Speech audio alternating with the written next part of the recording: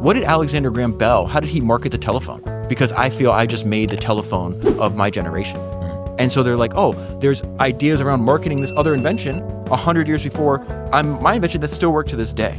And so that's what I mean. It's like, oh, these ideas, there's ideas with billions in a $30 history book. What about that line between SpaceX and NASA? Oh, so this is nuts. So this was in that book Liftoff, which is really, again, I highly recommend that book because you can, again, read it in a weekend. Some of these books, I don't read, people are like, oh, you must read fast. No, I read pretty damn slow because I'm taking notes. I'm like doing arts and crafts over here. I got scissors, a ruler, a pen. I got Post-it notes. Like, it takes a long time, but you can read that book in a weekend.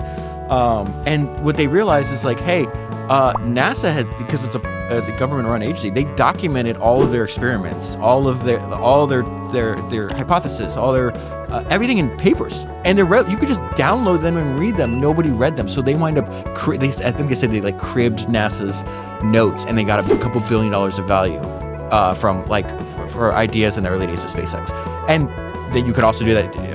There's another line in the book that Elon talks about where this reporter goes. He's flying on Elon's jet after a failed. I think it's like the second failed rocket, and Elon's brother's on the jet, and he's like watching TV or playing video games, and Elon's in the corner reading biographies of all the rocket engineers. Because again, he's like, I want to know what they know, so I can take the good ideas and avoid the bad ones. And so this just happens over and over and over again.